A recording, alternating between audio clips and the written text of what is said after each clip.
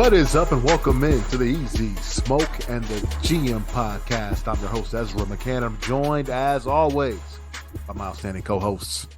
He's a Chicago Public League legend, the Simeon legend, Grambling State legend. He played second base for the Tigers back in the day. He was all SWAC. He's Brandon Williams, a.k.a. Coach Smoke. And we've got our NFL draft analyst for NBC Sports Chicago. You can catch all his work there. He is our GM, Glenn Morgan. Gentlemen, what's going on? How you guys doing? Doing all right. Man, doing better than Smoke. Man, that stressful ass weekend. Good Lord. Man, I know my brother's fatigued. But hey man, just want to let you know, man, our bowling team, we won it for you guys. Won it for us. Good. Yeah, we made it to the playoffs, man. So I heard about you guys' playoffs. That seems a little a daunting task there. Well, if you're the 6th seed, yes, because you got to play everybody. It's like Bruce Lee fighting every boss on the way up to the top guy. Yeah. But we're in the middle, so it's not as daunting as it could have been. So you guys are the 4th seed, right? We're a 4th seed, yeah. So that means you're gonna have to roll 4 games to win the championship. To win. Yeah, there's no way it's gonna happen. Don't give up that bad. Nah. It's we got an individual who usually gets fatigued by the 3rd game. Now you're telling me we got both 4? It's gonna be tough, but you never know. All right. Well, hey guys, we got a special guest today. We're gonna bring in a little later. He is the host of the Undercity podcast, Ken Davis. He's gonna talk some draft with us. But we got to get started first, man. The news of the day, of the week, of the last 15 years for suffering Bears fans. Aaron Rodgers is officially out of the NFC North. He's been traded to the Jets. The Jets and the Packers swapped first round picks this year, so 13 and 15. So the Jets are in the 15 spot now. The Packers move to 13. Mm-hmm. The Packers also get the number 42 pick for this year, 2nd round pick. They get the number 207 pick this year, and they also get a conditional 2nd round pick. And if Rodgers plays 65% of his snaps, it will turn into a 1st round pick next season. So I think a great trade for the Packers. Yeah, no doubt about it. And the Jets get one of the greatest quarterbacks of all time, and they are officially, I think, they're our Super Bowl contender at this point. Well, do they get one of the greatest quarterbacks of all time? And what I mean by that, I understand you're saying it's later on in his career, but no, not saying that at all. I'm not saying it because of talent. Is he focused? Is this what he really wants to do? Are they really getting all of Aaron Rodgers or just a part of him?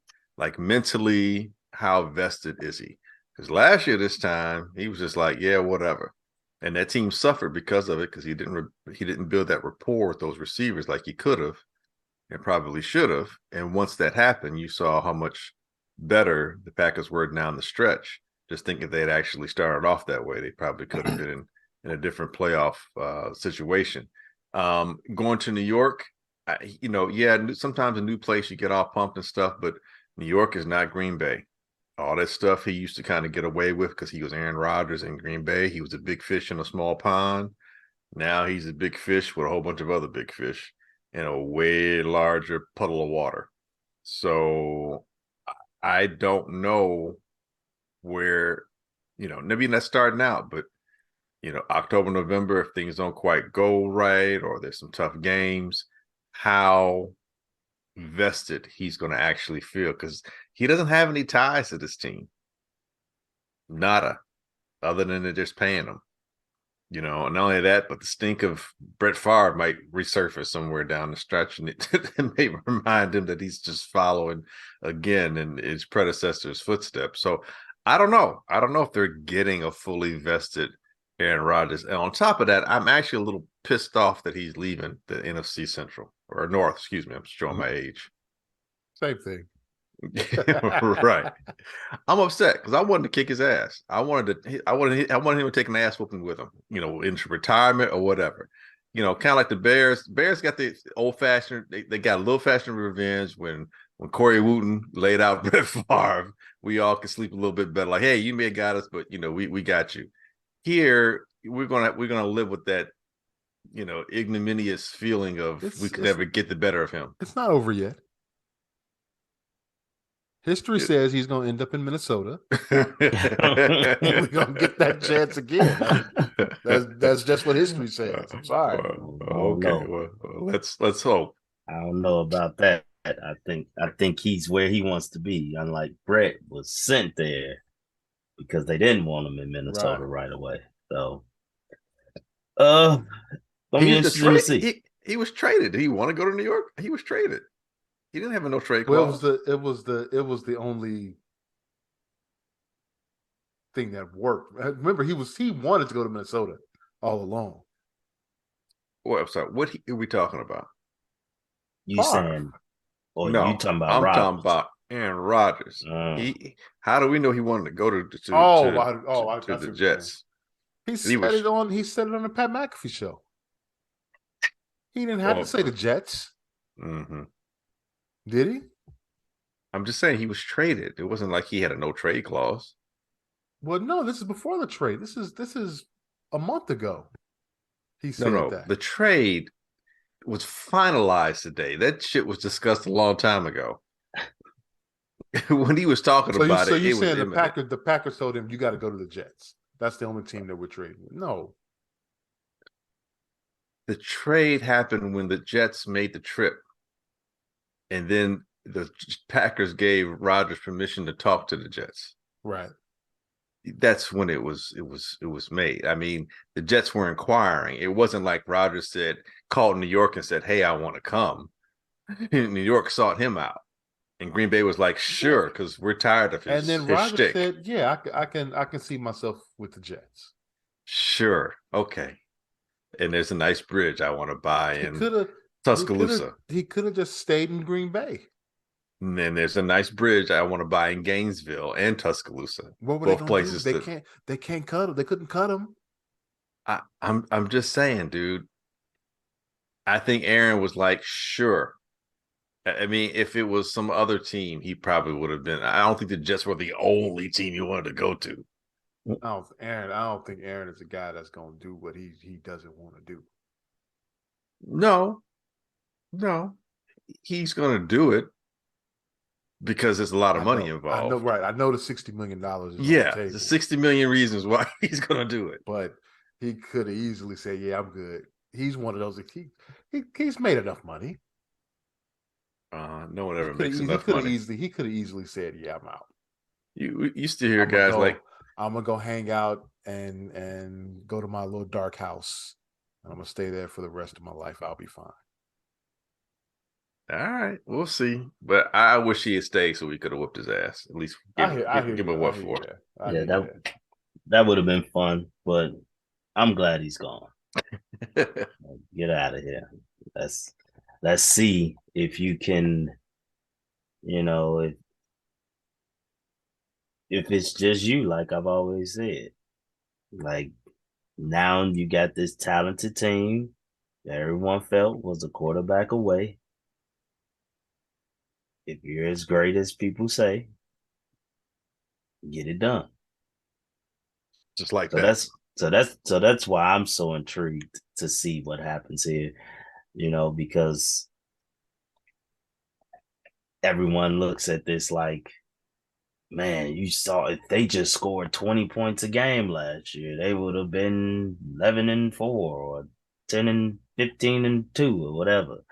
Like, basically looking at it like, what Tom Brady did, what Matthew Stafford did, definitely not what Russell Wilson did, so let's see.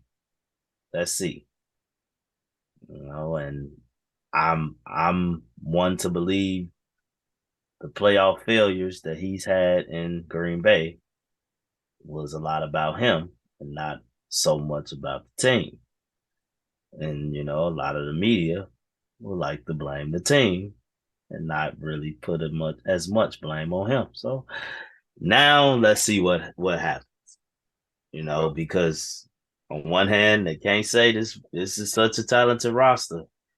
Now that he get here and they regress or they be the same, don't start blaming the talent. That's all I'm saying. Yeah, no doubt about it. Well, you got a top 10 defense in the league. You got some weapons on that side of the ball, on the offensive side of the ball. Smoke is right about that, no doubt. yeah. I mean,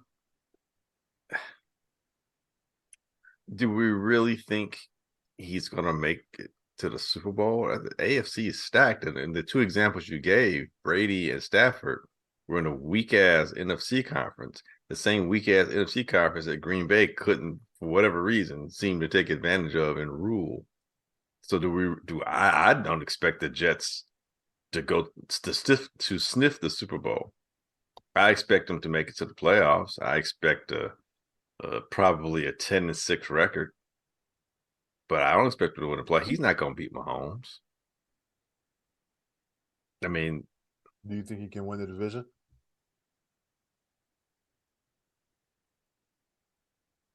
I don't know. That's not an easy division. It's probably the second toughest division in all of football. That and maybe or the AFC North, and again, these are all three AFC conferences. I mean, you got Pittsburgh, who seems to be in a revival situation. Cleveland don't sniff. The defense is tight. The offense has gotten better. Quarterback is a year. They were crappy last year, and they still didn't go under 500. Tomlinson still got that record. It was 15 to 16 straight seasons, and they were a crap ass team last year. Cleveland should be better. Cincinnati's a Super Bowl contender. And we don't know about the Ravens, but if Lamar comes back, that changes everything. But I would say right now, the AFC East is the second toughest division. Could arguably be the toughest one. If Tua stays healthy, Miami with Vic Fangio being a defensive coordinator now, and all that talent they have on offense, second year in the system, and Buffalo being how Buffalo's been, and New England is still a competitive team. That's a tough ass division, dude. There's no easy win there. And he has to get acclimated to a whole new group of fools. I know he's Aaron Rodgers, but everybody else ain't Aaron Rodgers. And I don't know what their schedule's like, but I know they're playing more AFC teams than NFC teams. So it's gonna be pretty difficult. So I mean, do you think they're better than Kansas City? No. Okay. Do you think they're better than Buffalo? As good as, but do you think they're better? I don't know that they are. I mean, Buffalo lost some talent, so they fell back to the pack a little bit. They beat Buffalo last year, didn't they? They did beat Buffalo last year. One game, I think they split. Yeah, they split. I mean, but they've lost a little bit of talent too. They got to get used to a new offensive coordinator. Not the same offensive coordinator. They got to get used to the quarterback. The offensive coordinator knows questionable. Well, he knows Aaron Rodgers, but he don't know everybody else. And apparently, he thought he knew Russell Wilson, but he didn't know anything in Denver. Yeah, that didn't work. That didn't work. No, and Russell is a bit of a prima donna or Donald or whatever they call it, prima don. And Aaron Rodgers, I mean, you don't get more persnickety than Aaron Rodgers. Yeah, but they already have a fine relationship. Yeah, in Green Bay. In Green Bay, where everything is a lot less of a pressure cooker than New York. You start winning New York, you find out who your friends are. You don't have too many of them. when you don't win in New York. Dude, it's a different It's a different and only that, but the expectation levels is high now. Like, dude, they're paying you to come in here and win the Super Bowl. They expect nothing less, and you're gonna be like, "Hey, relax. Try that LEAX crap in New York, and see how far that's gonna go. Relax. Definitely is a different type of Yeah, media. yeah. Hey, relax. Hey. I tell you what, you want to relax, bud. Hey, you can take your relax and stick it up your relax ass. I mean, it's gonna be a whole. I tell you, New York radio is going to be a lot of fun to listen to. Yes, no doubt. Yes, no doubt. Man, dude, he got all this attention, and he was in puny ass Green Bay, man, dude. I'm like, you know what? That's gonna be funny. I'm gonna be laughing my ass off because it's gonna be some ups and downs. Look, are they a playoff caliber team? Undoubtedly. With him there, can they win a division? I believe they are in the running. Does that make him a quarterfinalist as a team? Possibly. AFC Championship game? I'm not so certain. Super Bowl? I don't think so. I just don't. Bringing it back to the Bears here. Excuse me, man. Bringing it back to the Bears. Where do you rank him in your all-time Bear killer list? Wow. Let's see. It's Don Hudson. There's Lynn Dickey. You didn't see Bart Don Hudson. Stop it. Where do I rank him? Charles Harris. So he slams quarterbacks to the ground. And not physically. Oh, you mean like metaphorically killer, not actually trying to murder players on the field. I'm not talking about Charles Martin. No, Charles Martin. Yeah, I said Charles Harris. Charles Martin. Yeah. No. Wow, dude, that's a tough one because as much as Aaron Rodgers is really dinged us, I really hated Brett Favre the most. Brett Favre, it seemed like we could never beat that guy, and the beatings we took from him seemed worse than the ones like Aaron. There've been games where like we're in it and he'll pull it out at the end, which is a different kind of. I like think that's worse. That's what I'm about to say. Those are even worse. Those kind of take your heart, but it's demoralizing to like not even being like I'm turning this motherfucker game off at like by the time the second quarter rolls around, I'm like, yeah, this shit's over with. Oh, you need to watch this. It's just demoralizing. Like I still have chills from that rain, sleet, whatever it was when they were retiring the Halloween game. Yeah, they were retiring Gale Sayers and Dick Buckets' number, and we ass whooped. He gave to the 1 yard line. He throws a 98-yard touchdown pass, or 99-yard touchdown pass. It's like, come on, man, we can't even beat him. We got the weather. I mean, it seemed like that dude in his prime, so that we just couldn't win. Yeah, but those, you know what though? For the majority of that time, those were bad Bears teams that played against Favre.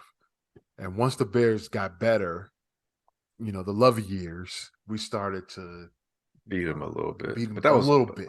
That was an old Favre. But we did get to him. We never did that with Rodgers. And Rodgers, he's number one on my list. Yeah, he probably is. Now, he took a Super Bowl away from us. That's true. All right. Mm-hmm. You talk shit. Division title game.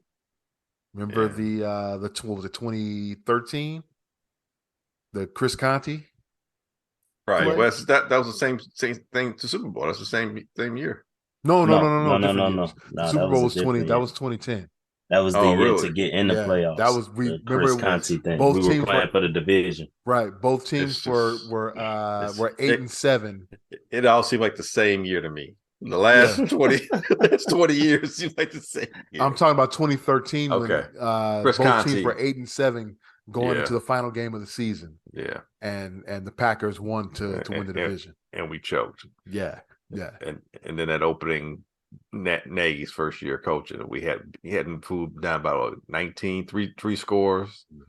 And it came back and beat us. Now we did better than the Pack that year, so it wasn't as bad. We're talking about 2018. Right. And we split. We have beaten them. Yeah. We did beat them. We beat them later that year at Soldier Field. Yeah. But those two games in particular, Those were bad, man. Yeah. So it's not James Lofton. He's not your bear No, killer. James Lawson's not on the list. You know who is on the list? Reggie White. Obviously Favre is there. No, not really. Not really Reggie. Barry Sterling Sanders Sharp. is on that list. Who? Barry Sanders is on that list. He didn't play for the Packers? I didn't say he had to play for the Pack. I said Bear Killers. Oh, I thought you meant just from the pack. No. He meant Oh, all time. I misunderstood. Yeah. All time. Oh man, Yeah. that's a horse of a different color, is. All time bear killers. Wow. Obviously, it's probably you're gonna have more from the divisional teams because we see them twice a year. But yeah. yeah, Rodgers, Favre, Barry Sanders, Chris Carter. Kinda. But I remember we beat them in the playoffs, and he was still talking shit, but we beat him in the playoffs when Wanset's first or second 94, year. Yeah. Up at the Metrodome. Yeah, on the road.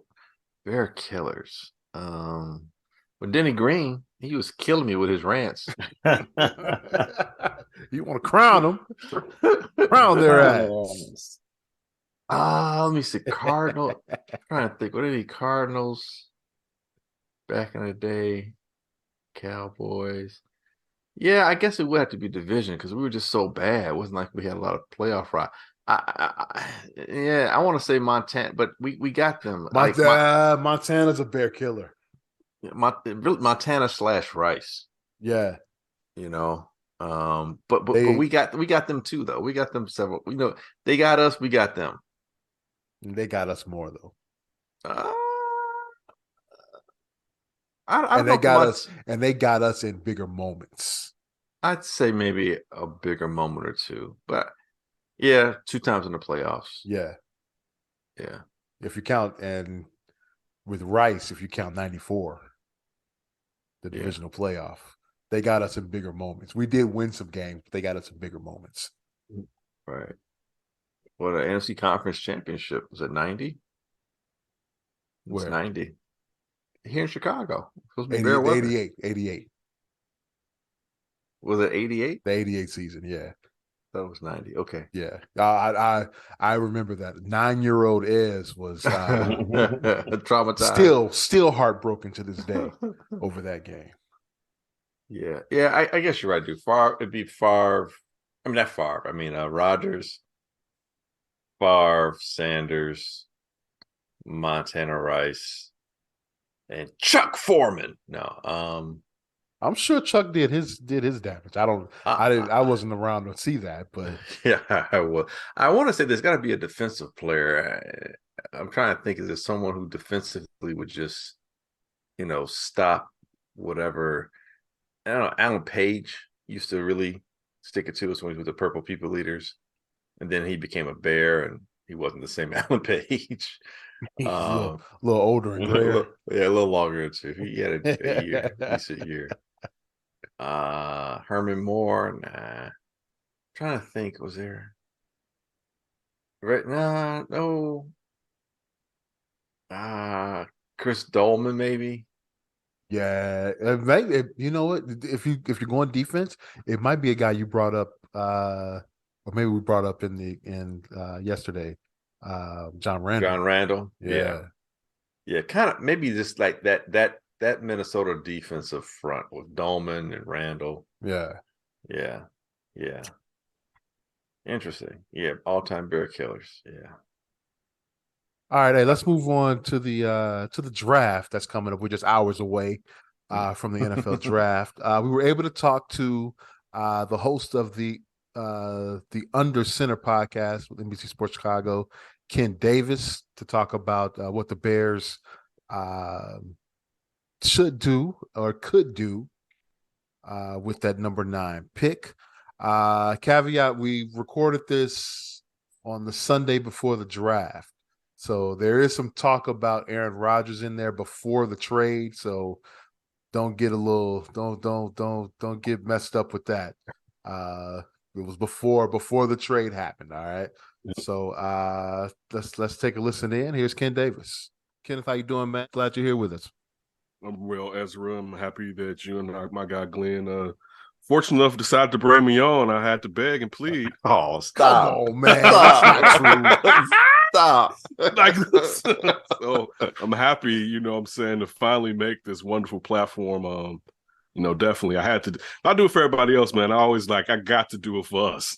So yes, sir. Yes, sir. It's like, let's get this in, man. Let's get this in. But yeah, I'm pleased to be here, and I'm pleased to see how you guys get down, man. You know, you guys, I watch you. Yes, I see you walking around the building. I watch you too.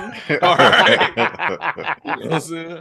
And it's a pleasant experience. I think you two gentlemen are some outstanding men, and I'm happy to join you on your platform. 10 times our way. Definitely. Thanks for joining us. Let's Wait. get down to it, man. I'm sorry. Go ahead. What you about to say? Go. So let's get down to it, man. I mean, hey, Bears 9 this week. What are the Bears going to do in your estimation, my friend? Okay. Because I think all of us are, through one way or other, we're in the industry. And when you start hearing the leanings, a lot of times it's true. Like, how many times, do you remember Mitch Trubisky, White, when they drafted White? You usually knew, remember and again, Laramie Tunsil had the face bong thing, but remember it was and it was they're not gonna draft. It was already before they're not gonna draft. So usually they start to get out what may happen, and of course we know that Ryan Poles loves moving back. It wouldn't shock me if they don't stay at 9. I'm a little afraid. I'm a little apprehensive because I don't know Ryan Poles' entire track record, because he's only had one draft and he didn't have the first round pick. Right. And even though I think Ryan Poles will do well, I'm biased, but I think he'll do well. But I have to be honest, especially the older you get, even if you want something to happen, particularly with one of your favorite teams, and particularly this team, a lot of bad usually happens, and I shouldn't put that on another regime, but it's the stink has went from regime. So I have to apply that. Now I'm just taking it in from, we're kind of getting to know his the type of player he envisions when he's drafting a guy. He seems like a guy that's a real big tangibles guy. He has a type of body fit that we see, for instance, with offensive linemen. We know he likes, which would be weird to me.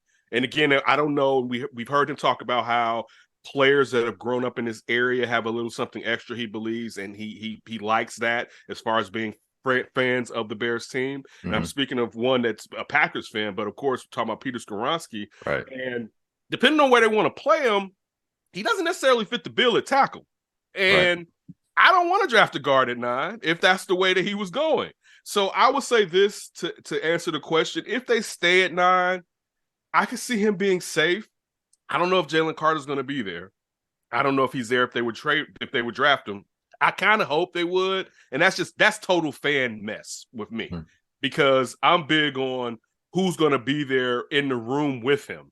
You know what I'm saying? And I asked, our Bears insider Josh Schrock, I'm like, what about the coaching staff? You don't think they can be able to do it just from the type of program they're running? Josh was like, no, whatever. I'm like, all right, cool. But I think I'm going to be honest with you. I think Paris Johnson, if I'm looking at the body type, and if they stay at 9, let me put the emphasis on if they stay at 9. If they move off of 9, I think you're looking at Broderick or Darnell, your guy, Tennessee. I think you may see a guy like that, or we seeing them, depending on how far back they go, maybe look at that edge rusher. And this one it slightly burns my mouth. Maybe a cornerback in the first round, which I still don't think they should take a cornerback in the first round. I don't think they will, but I wonder about value. And if they're in a situation where, let's just say they move back to somewhere between 14, 15, 17, 18, or even further, and it's basically best player available for this list that we have of open needs, that I wonder which way do they go. Because let's just say one of those cornerbacks slips and you have the next best player with a value significantly, I won't say a schism, but there's a difference. Would you say, you know what, let me just snap up this said cornerback or whatever? But I'll say this, they stay at 9. I think Paris Johnson may end up becoming a Chicago Bear. Well, that goes to the question: do you draft for need, or do you draft the best player that's on your board? And I feel like this with what you got going with Justin Fields needing weapons and someone to protect him, I think you got to go need before, if the cornerback, whether it's Witherspoon or whoever else, is there, and you got all the tackles, whether it's Paris Johnson or Broderick Jones or what's the guy at Tennessee, your Darnell guy, Wright. Darnell Wright. right, yeah.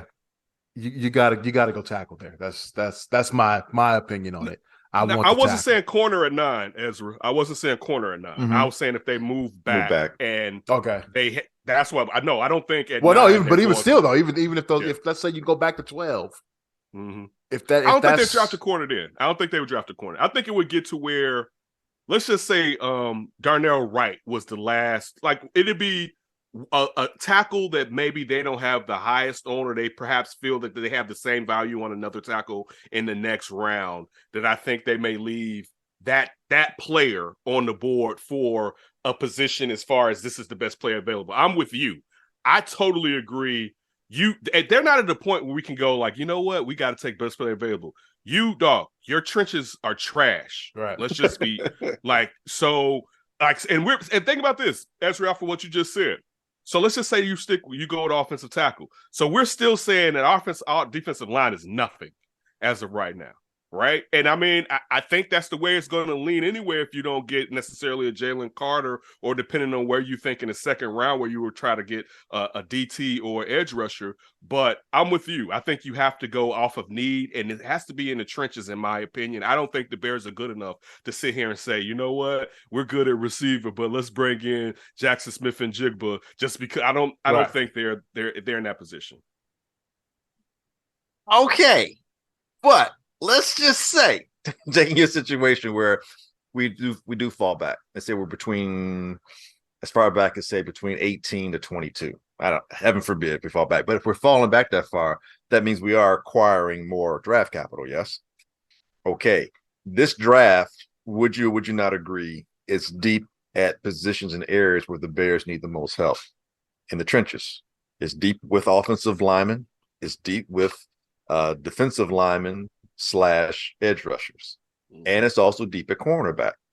So although we may not be getting that premium player per se at 9 or maybe 14, if we went back there, or maybe let's say you get to 18, you're not getting necessarily that top 15 premium player. You may be able to get 3 good players as opposed to 1 premium player. In that case, would you potentially take, say, if someone like Joey Porter fell through and you're drafting at 18, do you take Joey Porter, or do you take, and let's say the linemen are gone, let's say Wright's gone, Jones is gone, Skronsky's gone, and Paris Johnson are gone, do you take Joey Porter knowing that now you've got 3 second-round picks and an additional 4th-round pick to where you can get another offensive lineman, may not be the premier guy, but maybe DeJuan Jones is there, and that's your right tackle of the future going forward, as opposed to Darnell Wright. And you keep our guy Braxton at left tackle, but now you got Joey Porter at corner, and you slide Gordon into the slot. And then in the second round, you're able to get another player like, say, Keanu Benton. So now you get some help on your defensive interior, but because you got that extra second round pick now, or that early third round pick, however it is, you get an edge rusher like Felix Anudike-Uzomah from Kansas State. So maybe you don't have that premium guy, but you got a guy like, or maybe it's the brother from Deontay from Maryland. The cornerback could be there at say 18. Let's say Joey Porter's already gone. So now do you feel differently about that? Or are you guys like, no, I still need to address my offensive line, but now am I taking Anton Harrison because I want left tackle? Am I reaching now for an offensive lineman at this position as opposed to maybe taking one and settling for one in the second round? I think there's a difference between drafting top 10 and then if you're moving back to 18, 19, 20, wherever you may going that far back. Maybe at that point it is the best player on the board. Okay, so you're taking Joey Porter then, if he's that best player on the board. I just said what I tell you last week, man. Just be careful. You keep trading back and getting these so-called assets, and you end up with Michael Haynes. I don't want that. That's true. I don't want that. And no shade to Michael it Haynes. is. It Well, is. too late for No that. shade now. to Michael Haynes. Too late. He Michael Haynes just wasn't a very good first round prospect. That's all I'm saying. It fit too. They changed the system. Listen, Ezra, he wouldn't have made it. I got you, Ezra. See, you slandering him. You're slandering him. You have to own it. I'm just saying. Listen, the problem that I have with this scenario, and like this is just you being very sneaky, Glenn. I've never envisioned Joey Porter Jr. being a Chicago Bear. And to be honest, I'd be tempted, all right? Because I mean, bloodlines, character, where he was raised, what he's been through, system fit. All right. If you're talking about a cover two, I mean, this guy's big and long, and I mean, that is tasty. All right. Don't forget, what we do know about Poles, he likes going back to programs where it's worked. Brisker, his teammate. I'm just saying. Great point. I would say it's not what I would have done, but I wouldn't be as upset because I'll tell you why. And this goes to kind of what Ezra just said, though. I would come back at you, Ezra, because Joey Porter Jr. in some ways is looked as a blue chip prospect. So you're not just trading back, and it's not just like a bunch of guys you're getting. He's looked at as one of the guys. He's not looked at as perhaps one of the top two, depending on what board you look, top two cornerbacks. But still, you say top five. Yeah, he's definitely top five. But still, I think there's a value. It's not what I would do, though. I would, and this is my issue with Ryan Poles and not knowing Ryan Poles. Does he want to be the next sleuth? You know what I'm saying? Like, am I always trying to prove, man, I could find some, you guys should have been looking here up under this rock. You know what I'm saying? Like, you didn't go to some state, what's the place? Ashland. Where did old boy, the tight end they got? Yeah, Ashland. Like, when he really thought he was doing, this is Ryan Pace, right? Not Ryan Poles. But he thought like, yo, I'm telling you, this is what you need to do. And it's like, at that point where you're always trying to show us you can pull a Braxton Jones out the hat, I don't need you to I needed you to pull a Braxton Jones out of the hat, and that depends on if he keeps growing and becoming a better football player. I need you to do that because you only had like 7 draft picks. You know what I'm saying? Like, that's different when you don't have a first rounder. You know what I'm saying? Like, you're making a trade to acquire another second rounder, and you're trying to you're also at this point really looking for projects because you know the window is 3 years anyway. But it's in a small draft as far as the amount of draft picks that you have. Dog, you have a huge allotment this draft go around. Right. And you can sit there and hit something on the head to where, listen, the only thing I want to worry about this left tackle is when his contract is coming up and he wants to be one of the highest paid left tackles in the league. And do I need to go out and try to draft another one of these, or do we have it set up where we can pay him? That's the only thing I want to know about what's going on at 9 if you're not taking Jalen Carter. That's if they stay there at 9 or whatever. If they move back, I still think you should take one of the top tackles. And to me personally, I'm a lot more, and I would love him to prove me wrong. I'm a lot more interested in Braxton Jones moving over, to be honest with you. That's where I would want to be. I think if he can hold, I know it's still going to take some time for him to necessarily to get in line with playing right. It's not easy to get acclimated over playing right. It's just not as simple as, hey, it's whatever, because you're doing it from a totally different side. But he has training camp and preseason to do that. And put someone who has a higher pedigree over at left and never worry about the bookends, at least for the next few seasons. And you're basically good at guard right now because you brought in Nate Davis. As long as Tevin Jenkins stays healthy, and now where are you going? What if, and we don't know Ryan Poles or Poles that you said, is it an overreach to keep Braxton at left and take Darnell Wright at right tackle? Because Braxton, let's be, his trouble was with guys that kind of overpowered him. Athletically, he's pretty good on the left side. And we know he's good at run blocking on the left side. We've seen that. So with an off season, he improves, but now you become super strong on the right side because you're going right, probably Nate Davis. And if we move Whitehair to center, and then you put Tevin at left, that can help Braxton a little bit as well. So you solidify one side, and is it an overreach to take Darnell Wright? Does he become that guy, because we saw how much Darnell Wright moved up draft boards when the Bears started paying attention to him. And again, another program that Poles is comfortable with because he was part of the Kansas City Chiefs organization when they took Trey Smith from Tennessee, who plug and play with the Chiefs.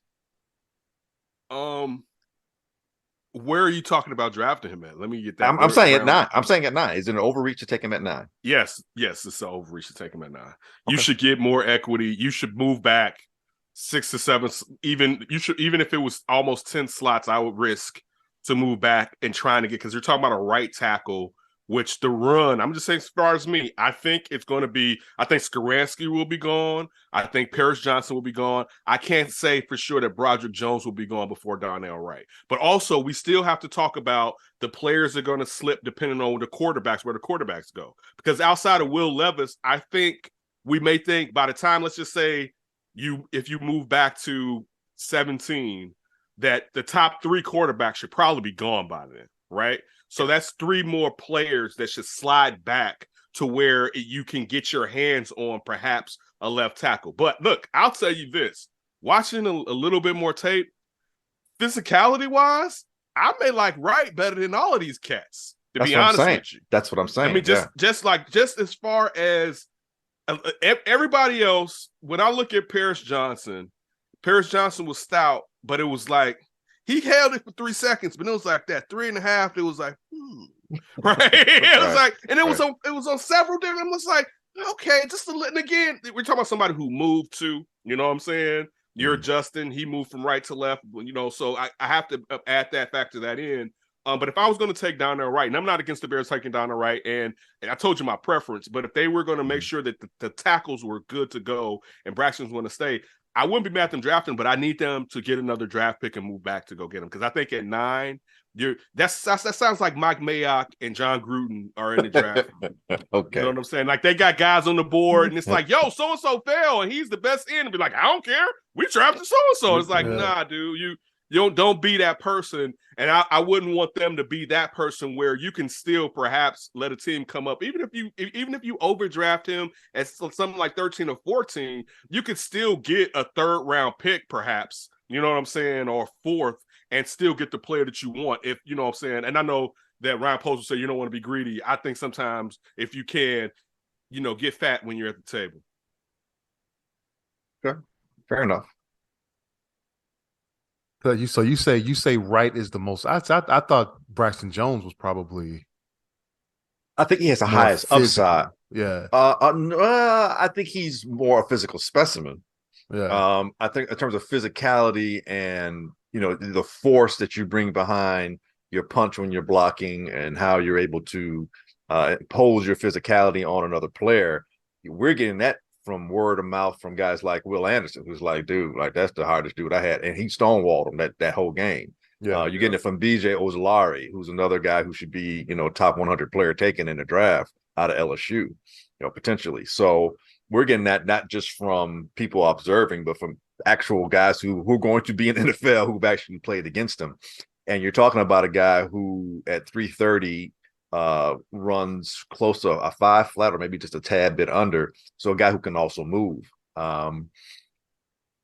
It's interesting because for the longest, and this is up until probably this past week, for the longest, I've been like left tackle, move Braxton, left tackle, move Braxton. And now I'm like, well, maybe Braxton's not that bad, and maybe he gets better and he gets stronger, and so he can handle the power rushers that are coming at him this year. And with Tevin on that side, you get a little extra help as well. And you make that right side solidified and stout. Now I'm just looking at it a little bit differently. So I'm just, you know, curious minds want to know. So that's just another thing to make us go, I don't know what we're going to do at 9. That's what it comes down to, basically. Well, all right, you're on the clock now. At 9, what are the Bears going to do here? Your choice. All right, Mr. Davis.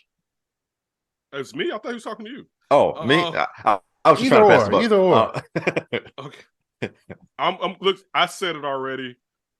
At 9, if they stay at 9, I think it's Paris Johnson. And I know later on the show we're gonna do what we prefer. Yeah, you're the GM. You're the GM. This is it. I'm going Paris Johnson. I want I want to be the safest I possibly can be. I'm in the top 10.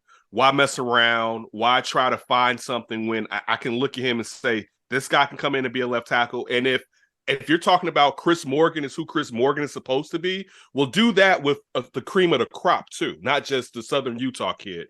You know what I'm saying? I want to see you take someone from the Big Ten who didn't give up. I don't know if he gave up 2 sacks or not this past season, but I want to see you take him and make him into a better player and refine him, and not just players that are projects. So I would say, and that way, and this is one of the things too, where certain players would just fit so well. There's so much worry about Jalen Carter, but if they could get Jalen Carter and get him right, it would make it so much simpler to the type of edge rusher you would have to put out there, because you wouldn't need necessarily the cream of the creme of edge rushers. Because if Jalen Carter could be what he's supposed to be and crash the pocket, then you could just have B's on the side on as the edge rushers. You know what I'm saying? You don't need an A to do that. And on the flip side of that, if you bring in someone like a Paris Johnson, and I really like the character of Braxton Jones. I like, and I'm talking about before he was going to be a starter. When they first started saying they give him some play at training camp, and he started doing interviews, I was like, I like this kid's character. And I'll say this too. It's one of the things that I said about Justin Fields last year. Justin Fields did not train to run 1,000 yards last year. He was not like, yo, I'm about to rush on their ass. You know what I'm saying? Like people didn't add that into the fatigue and everything. I mean, dog, he almost broke Lamar Jackson's record. I promise you, he did not say while he was training off season, I'm going after Lamar Jackson's record, right? And the reason that I'm bringing that up, I'm using that for Braxton Jones. Braxton Jones didn't get drafted thinking, yo, I'm going left tackle. I'm starting left tackle. I'm going to the league. I'm going to be a starter at left tackle. You know what I'm saying? Like, we're talking nutrition from his program, just weights and everything. And I'm not trying to diss his school, but we're talking about a school on a lower level. And now he's finally getting the nutrition and the coaching at this type of level. We're not talking about, he wasn't at the SEC. He wasn't at the Big Ten and getting that type of money in his program where they could really help sustain and build the players up for the professional ranks, even though he made it in that school, helped him make it there. So I do think there can be some improvement, but I don't know how much of a leap and how much strength you're putting on. So in saying that, if you bring in a Paris Johnson, and this is a player that Braxton Jones, that you like, yo, I think he could be our lead dog on our line. Because that's basically not talking about the leader, but best player to a degree as far as left tackle. And you're like, yo, we could put him at right. And then we got Paris Johnson here. We don't have to really worry about this offensive line outside of depth for injury, because we know someone's going to get hurt. If not, a couple of players more will get hurt. You know what I'm saying? And that's that one thing I want to leave the beginning of the draft with something built solid on one side of the line. And we know it can't be the defensive side because you have too many holes on the defensive side. So at least you can say offensive side, we don't have to worry about that. We can spend the next 3 draft picks on defensive linemen. We can go back to see the players that are still out there that are waiting to see where players land in the draft, as far as what do they want to come here because they're worried about a rookie being an edge rusher and they don't want to come, they didn't want to sign earlier. You can go after those players. You can go off of cuts. You know what I'm saying? Like you can try to make all your focus into building some makeshift line, which I don't think Ryan Poles is going to jump out of his skin to do, because he's big on discipline. We know that he wants to make sure he doesn't do anything crazy this first 3 years, right? That he, even though he could sit there and jump ahead, he's like, no, let's build the foundation, which I loved hearing when he first did it, which didn't make me upset when he made the trades that he made in this season to rip it to the studs, because that's what he said he was going to do. And I want to see him keep his promise to actually rip it to the studs to see if he legitimately is who he says he is, if he's him. Then there would be no excuse that from the past regime, something was left on and you tried to build on that. And because you're trying to expedite what you were doing, you built on a faulty foundation. No, this is your foundation. So everything that happens afterwards is on you, because you took it down to the studs. We don't still have Khalil Mack. We still don't have Roquan. We still don't have Robert Quinn. No, that's all gone. This is all your building. So if anything's wrong, it's on the inspection of you and your front office and your coaching staff. Fair enough. There you go. Well, that being said, as we look forward, past the draft, and we're looking towards the season and what the Bears are going to contend with. Because right now, let's just say the man in Green Bay is no longer there in Green Bay. And although the Lions are a burgeoning team, Minnesota is still kind of, stand pat, so to speak. What type of division are we going to encounter next year? So how do you see it going forward in terms of the Lions, the Vikings, the Packers, the Bears divisional opponents? Where do you see this all aligning? You know what? I can see the Bears still finishing at the back two spots. Listen, it's parity. It's the NFL. They could take off. So I'm not saying that, but I know the Bears aren't better than Detroit. You know what I'm saying? Regardless of what happened with Detroit as far as the gambling, I know we'll get into that. I know they're better than Detroit. And even though none of us believe in Kirk Cousins, they're not better than the Vikings as of right now. You know what I'm saying? Like, just as of right now, I don't think they're better than the Vikings. And this is the thing, even with, we can say, okay, if Aaron Rodgers is gone, but we can't act like the Packers are empty. Like, but before the season started, the only question we had about the Packers was, dang, they're going to try to make these young receivers pros and legitimate enough for perhaps to hope they can contend. Those players have another year now. Now we're talking about Jordan Love getting a start, and we have to see his growing pains. But I'll say this, and I'm not necessarily a believer in Jordan Love. Hey, Jordan Love's had 2 years now to sit, which in a lot of cases that helped the old way. You know what I'm saying? Look, Green Bay did it the time before with Brett Favre and with Aaron Rodgers, and I think it benefited Aaron Rodgers to sit behind Brett Favre and to take that in before he got a certain hand. Look, Patrick Mahomes, and I love Baby Go to Death, he spent a year behind Alex Smith. He only played that one game. So I think if Jordan Love started earlier, he would be trash, right? Mm-hmm. But I think him sitting, he may be decent. He may be good. I'm not saying he will be good, but he may be good. And the games we saw him play last year when Aaron Rodgers was out, he didn't look bad. You know what I'm saying? So I can't. Right. I think they still have players on their defense. They still have Aaron Jones in the backfield and Dylan. I believe Dylan's still there. Mm-hmm. You know what I'm saying? They have to fix the offensive line. But look, they're probably going to even be more dedicated to the run. Think about this too. Matt LaFleur is going to get to do what Matt LaFleur wants to do now. It's not going to be any, we got to fix and change this playbook to fit so-and-so and so-and-so, right? And so-and-so wants to show why he should be MVP every year. It's no longer that. It's, this is the best thing we need to do to win. You know what I'm saying? So I would say probably back to, I think best case scenario for the Bears would be if they can get 8 wins next year, would be like, damn, they really did something. And with a player like Justin, and if he takes a leap, it could change everything that I'm saying. I don't know if he's going to take that type of leap. You know what I'm saying? And, a lot of that also factors in to what's going on around him, the offensive line, but also the defensive line. Like, hey, if the Bears are getting ran on because they don't have any linemen, you know what I'm saying? Or if other teams are allowed to pass on them, even if the Bears have a good secondary, there's no pass rush. It doesn't matter. You got the Legion of Boom. If it's no pass rush, hey, we going to get open. You know what I'm saying? Like, we're going to get open, all right? You can only trail me or mirror me for so long before, I'm zagging when you're thinking I'm zigging. So I would say the Lions won. Mm-hmm. I would then say, you know what? I'm gonna jump out. I'm gonna say the Lions won. I'm gonna say Green Bay 2, and I'm gonna say the Vikings 3. So we're still 4. Yeah, I would say we're still 4. It depends on what happens with the Vikings. And again, it could depend on what happens with the Packers, but I don't think we keep acting like Aaron Rodgers being gone. I don't think it necessarily means the Packers are going to be contenders, but that the cupboards are bare. The cupboards aren't bare in Green Bay. They had a quarterback that didn't want to show up, and then when they thought they could re-sign their receiver who they was playing around with for 2 seasons, he said, I'm up. I don't want to be in this lame-ass town anymore, and he dipped. So, like, they didn't expect, you know what I'm saying, for Devontae Adams to leave.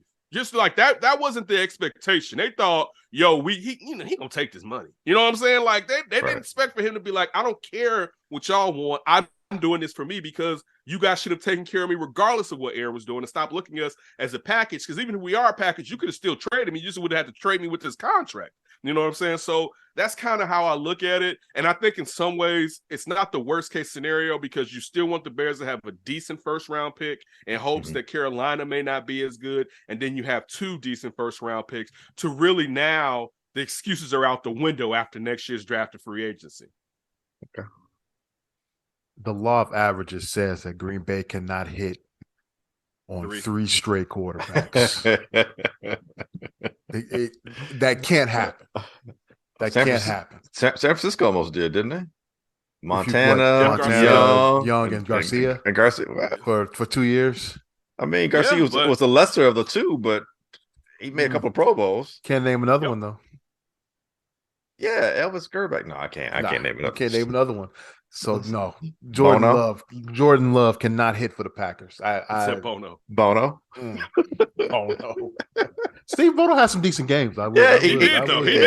I'll give you that. I still think you're right about the Lions. I mean, the fact they went on a run, 7 out of the last 8, I think they won. Something like that. Yeah. And Dan Campbell is building something there. This is going to be year 3 for him. This is supposed to be the year that they, step put up. everything together. So Lions are probably 1. I still think the Vikings are 2.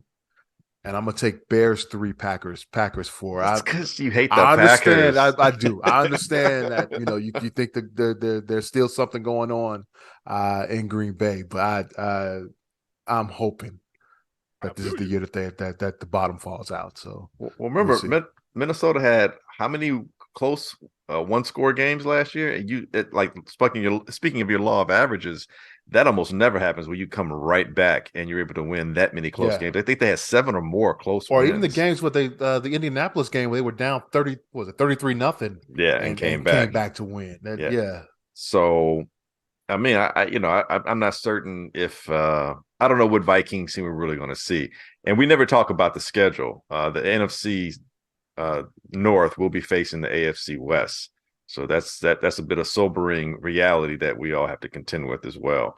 But that being said, we're balanced with facing the NFC South. So that kind of balances out a little bit too.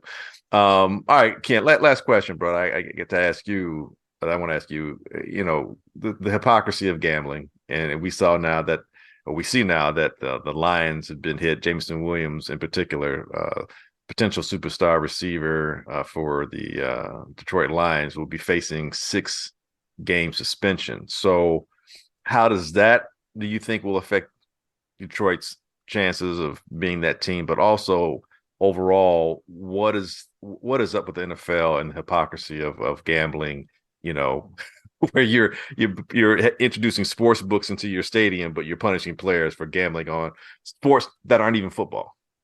You want to have your cake and eat it too. You don't want to you don't want to show that this is a soap opera because it's us as being sports fans. That even though there's still a true fear if we talk about Tim Donaghy, there's a lot that was swept really quickly. Really what I'm saying? Really, I know Jack Ruby when I see one. This is the thing. One, I'll say this as far as how it affects the team on the field. We have to remember he was hurt for a large part of last year. You know what I'm saying? And not to say when he got there did help them, but they were balling without him for a decent amount of last year. Mm-hmm. So I still think they'll need him, but I think if Jared Goff sticks to what he does well, and they run the same scheme as far as, they put a little on him, but not putting too much. Look, let's not forget they have David Montgomery now too.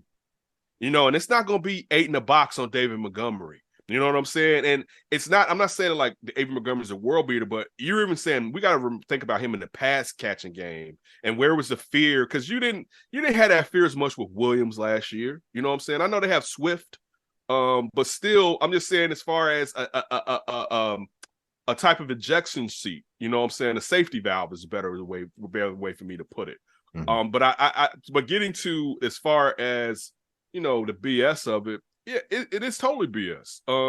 Now, I'm sure they told all the players, and let's also be clear, Jameson Williams did not bet on football, but he bet in the team's facility. Mm-hmm. So that's why he's suspended. I'm sure they told players, don't bet in the facility, but I'll also say this. I would need a better understanding. It was funny. I hosted Football Night in Chicago Digital with Strobes and Guff. Mhm. And Guff was bringing up as far as the gambling on other sports rather, and perhaps a fear of cross communication with players and knowing perhaps having an inside track on knowing what's going on another team because you may have a familiarity with a player that plays that sport. Now, I'm not saying that has anything to do with this. I'm just mentioning it because it was interesting when it was brought up this past Friday. But when you're sitting there, and you're anybody saying, though. I totally agree with you. I can know the trainer, Yeah. right? So, but you know what? It wouldn't matter. I'll say this, it wouldn't matter as much because you don't work for me. As far as, and even though it's the front-facing thing, I would say in that excuse where it's like, yeah, but you're the player and it's like this. I'm not saying that's true. I'm just mentioning what Ken Cross says. I hear you. But I'll say this part. I think that's unfair if it's because it's in the team facility. And even if you told the players not to, I think the players shouldn't. But it's one of those things. If you're telling them they can play, they can bet, and they're sitting there and they're spending all their time there, I think it's unfair. But he did it. Let me also say this: and I'm sure he's been told not to do it. If he did it anyway, he has to pay the piper. That's just the truth of the matter. If you're told, listen, you can gamble, just don't do it on the team facility, and you did it anyway, he has to pay the piper, and they're making him pay the piper. Is it fair when you're talking about, and Ezra, you brought it up, these teams building sports books at the stadium, right? But I'll say this, Ezra, you're not going to walk up to win in Soldier Field or Bears Kingdom out in Arlington Heights. You're not going to walk up to the sports book and see DJ Moore in some gym shoes with the number 2 jersey trying to get a bet in real quick before the game starts. You know what I'm saying? Right. Like, hold on. I know I got to go. I'm just trying to get this in. I got to get this in. It's hot. I'm feeling hot today, right? So when we're trying to also be like, well, you guys are wrong from doing this. They set the parameters and you work for them. Like that, we all live in that world. You know what I'm saying? Like, unless I work for myself, and that's the benefit of working for myself, I get to do what I wish, whenever I wish to, for the most part, as long as it's legal. You work for them, and if they told you not to bet in the facility and you did it anyway, you got to pay the piper. And then the last part, I'll say this: they're also trying to, because let's be honest, more players did it than just these players. But what they're doing is they're trying to sit there and use them to take the guillotine in the middle of the town square to make sure, and anybody else is afraid from doing it in the future. You see Eric Karros, everybody who didn't watch Webster, you're not young enough, see Paul Horning. You know what I'm saying? It's, hey, we gonna use these guys to let you know and use these names. Because also this thing too, I hate to say it, they needed a name. Because if all fairness, if they didn't have any name, we would care. We wouldn't care as much. You know what I'm saying? Right. When you're sitting there and you're looking at Calvin, whatever really it was Calvin really? Calvin really, yeah. Roll Tide, all right. But you're looking at Calvin really, they got a name. It's like we all knew who Calvin really was, even if he was out last year, they got a name. So, he had to be, the face of this don't do this in the facility. That's the lesson they're trying to teach. But the difference is between, Paul Horning and Alex Karras and back then sports gambling was illegal. Yeah. And they were probably dealing with a bookie that was an undesirable, right? Great point. I think it's on your phone now. Right. And I'll say this stuff to you. I still think the people that are running those things to a certain degree, maybe, you know what? I won't say that. No, I won't say that. You know too many of them. I won't say. I won't. Have to do too many reads. You didn't say that. Yeah. Kenneth Davis, host of the Under Center podcast. Thank you very much for joining us, man. We really appreciate it. Good stuff. And where can we catch you? You can catch me on the Under Center podcast. Haven't done in a minute. Check out that Davis show. You guys are going to have to join me for some shenanigans over there when I start putting episodes up and doing more of my independent stuff. I've been too busy working. You could catch me tomorrow. Well, Wednesday's show at 5:30 p.m. on NBC Sports Chicago. So that's wherever you watch your Bulls, your Sox, your Blackhawks. This always runs, even not that day. They run them often.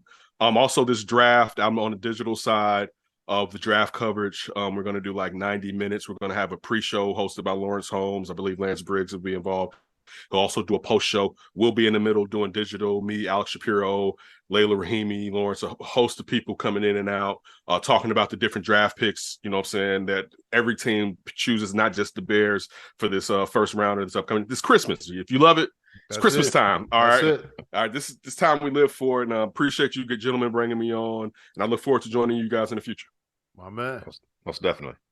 So yeah, we'd like to thank Ken Davis for stopping by with us. That was some good conversation there. He went with Paris Johnson with if the Bears stay at number 9. So I guess we should give what we think the Bears should do. Smoke, we'll start with you. What do you think the Bears are going to do at 9?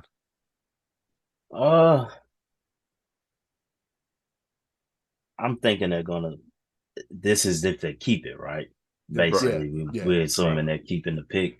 I think they go safe pick and just go with Paris Johnson. Also, I think he'll be the safest pick at that position if available. Assuming he's available. If he's not available. If he's not available, because he may not be. The scuttlebutt is out now.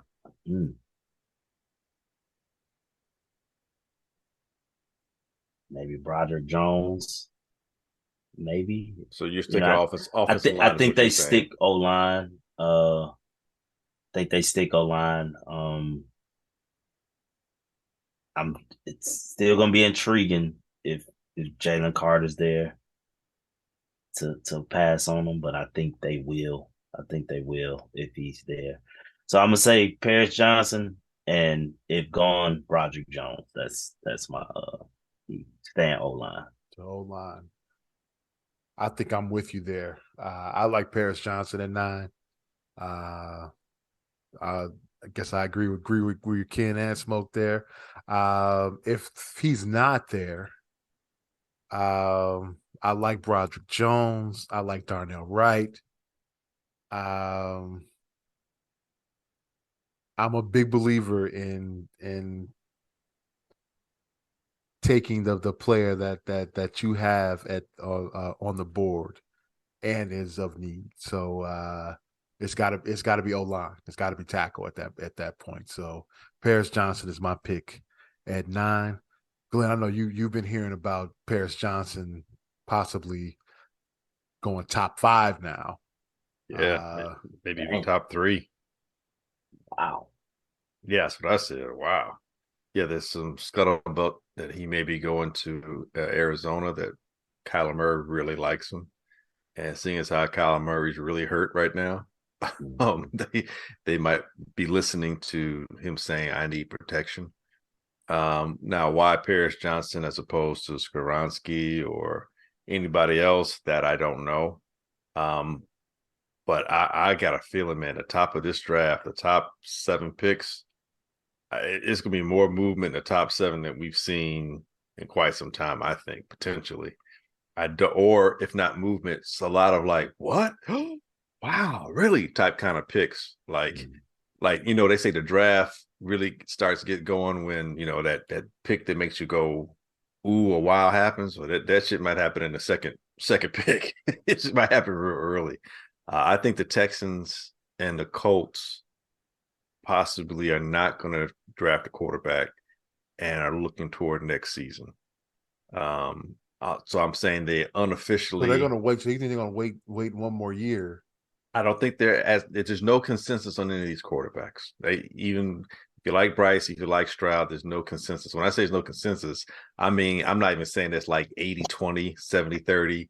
It's more like 52-48, and then the other 2 have been noted as projects. And I don't know if people like Will Levis, I don't know if he's too like Carson Wentz like in attitude as well as, skill set. But obviously Anthony Richardson is the least developed of the 4 of them. And Hendon Hooker's coming off of an injury. Plus there's questions as to the system he was in seemed to be too quarterback friendly. Doesn't really translate to the NFL. Think back to some of those teams like Oregon and Houston, where those guys are putting up crazy numbers, get to the pros and those quarterbacks just couldn't do anything.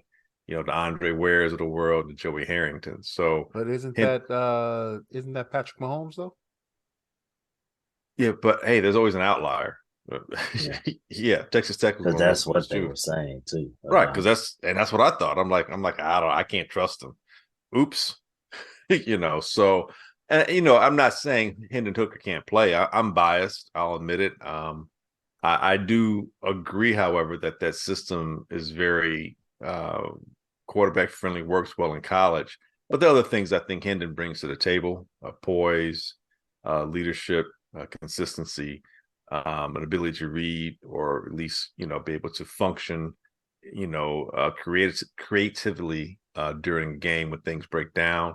But again, like I said, I'm a bit biased. So all that to say, going back to Texans and the Colts, I think they're looking at saying Caleb Williams and possibly Drake. Mays. Thank you, Drake Mays from North Carolina. Don't forget about Michael Penix out in Washington. He threw for 4,000 yards last year. He's got a pretty good touchdown interception ratio, and he'll have like his 6th season in college, so he's seasoned. And Spencer Rattler really did well towards the end of last year. You got Van Dyke still from Miami, who's going to be coming out. You got the kid, it's a Cade. The kid from Texas. I can't remember his last name. He may be coming out. There's a lot of quarterbacks. Some guys who are like seniors. The kid from Wake Forest. So even if they don't get a quarterback, say in the first round, a lot of these guys may still be available in the second round. And they may be saying some of these guys coming out next year, even the ones who may not be first round quarterbacks, maybe even a second round, they're no worse than the guys that you have here this year with Levis and Richardson, to the point that taking Will Anderson for the Texans probably makes more sense going forward. The Texans are a relatively young team, an undeveloped team. Their quarterback, to get the quarterback now, you may be wasting a year possibly of that quarterback salary, so to speak. That gives you that flexibility that you're looking for. They're getting a little bit long on the tooth on the defensive edge area. DeMeco Ryans is a defensive coordinator. So drafting Will Anderson, he's looking at it as maybe you're my Joey Bosa, so to speak. You look at the Colts, like I told you guys before, the Colts have tanked. They've tanked twice. We've seen them in the past, and it's worked both times for them. I can see management being in line with, the owner being in line with the front office. It almost worked for them. Well, it worked in the sense that you got who you wanted, and it didn't fail because he wasn't good. It just failed because his body gave out, and he was like, enough of this abuse. But he was worth, the price of admission. They got to an AFC Championship game, so it wasn't like they didn't have any successes with him. So try it again, and let's see. We know how they've done it before. So maybe they take Tyree Wilson, and the Colts, their window is shortening, but it's still a relatively decent window. They're not an old team at all.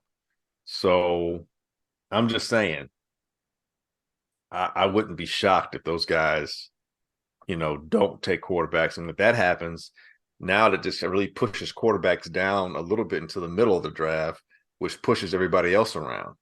So all those things you thought you might be getting could be all moving around. And guys may be starting to move up and make trades because now all of a sudden, maybe, Tampa Bay's like, hey, maybe we can get Will Levis. Or the Titans would be like, hey, maybe we can get Will Levis or Anthony Richardson or whatever the case might be. So, but to answer your question, with the Bears at number 9, I think the Bears, I know you said if they don't trade down, I think the Bears take Darnell Wright. But I think they're still going to trade down to do that. But Darnell Wright seems to be odds-on favorite to be that first right tackle, like that's the tackle out of Tennessee, right? Out of Tennessee, yeah. And I'm hearing other teams really wax poetically about him. Like I was watching a Washington feed, and they were like, "Oh, please let him be there at 16." please let him be there. Oh, he's this, he's that, he's this, he's that. Like salivating to get him because of his ability to, run block, pass block, big dude, agile, kind of a dancing bear, strong hands. He was a really good puller. Yeah, he's excellent. He pulled a lot. Yeah, he's excellent on the move, and with a quarterback like Justin, you could have two athletic bookends with Braxton and Darnell Wright. So I think the Bears take him, even if it's kind of like don't even mess around because if you trade down, he might not be there. So I think the Bears take Darnell Wright. What's the furthest you think the Bears will be able to go? 14. If they trade down. I think 14. They'll settle somewhere between 11 and 14. It won't be with the Pack, obviously. I don't think it'll be with the Jets because the Jets could turn right around and draft Darnell. So I think they would go right in front of the Jets, which would be 14 with the Pats. I think 14 is as far as they want to go down. And the Pats might want to move up, say, to draft Luke Van Ness before, say, the Texans do. Maybe the Texans want to have two bookend defensive ends. Luke Van Ness has some inside alignment versatility as well. But New England might want him because New England plays a lot of different fronts. And Luke Van Ness has that kind of, flexibility inside, outside, athleticism. And that could be intriguing. So maybe that could be, or maybe Devin Weatherspoon might be available if he hasn't been drafted before 9. And they might want to do that. But there's a lot of cornerbacks. I can see Joey Porter going to New England and them being okay with that too. So, but, like we always say, you got to have a partner. So whether or not the Bears trade down or not, I think they're still going to target Darnell Wright. I think Van Ness has been sending that link of the play against Peter Skoronski out there. I finally found somebody. I was watching. I said, someone finally played. I said, thank you. Yeah, because how did this not? I keep hearing, Skoronski's a technician, and Skoronski, he's nasty, and he moves people around, and he's always said he's never out of position. I'm like, well, I wouldn't say never, because he was struggling against Van, and it wasn't just that play. Did you show David Hall that? I think I did. I was like, dude, I don't know about this kid. But yeah, so yeah, I think 14 is a possibility. Maybe the Titans might want to move up if they think they can get a quarterback. If it's, let's say, Will Levis hasn't been taken. I guess they really soured on Malik because I don't know. Guy hadn't had much chance, but Malik's numbers look like Anthony Richardson's career numbers at Florida, like 50-something completion percentage. But he didn't play a lot of games. So only been 1 year though. Dude, it was like 3 games. I don't hold it against them, but so yeah, man, this draft, I think, dude, you're gonna see a lot of zaniness in that first round, bro. All right, well, we'll see. Just hours away. Can't wait. Hey, last thing before we get out of here. We spent a lot of time talking about Deion Sanders while he was at Jackson State and then his move over to Colorado. I'm sorry, his son might be coming out next year too, Shedeur. That's another quarterback. As a junior? Yeah, you can come out as a junior. Well, I'm just saying, you think he would come out? Dude, if he has a killer of the year in Colorado, why stay? All right, well, so they had the spring game over this past weekend, and it was televised on ESPN, and it was sold out. Everybody was there, and it was a big celebration. And then 24 hours later, 15 players into the portal out of Colorado. Now, these are all players that were on last year's 1-11 team. But that just seems a little odd to me, that these guys would wait through the spring, to show out for these coaches and then bolt. So what are you saying? Is everything right at Colorado right now? That's got to be the question there right now. I think that says it isn't, right? One of the players, Montana Lamonius Craig, That's a name for who it. was there. I guess he was there, one of their leading receivers last season. And in the spring game, caught 3 passes for 154 yards, including a 98-yard touchdown in the game from Shedeur Sanders. It looked like everything was clicking there, and he's decided to go into the portal. I just find it weird. I guess I that don't know. MCL tore himself away from Colorado. I couldn't help it. I was trying to make a ligament joke. Wow. Yeah, it was a stretch. I mean, but you said all of them are guys that were there. Yeah, they were there before. Previous. And Yeah, Dion did so- say when he got there, to hit that portal. But Yeah. you know what?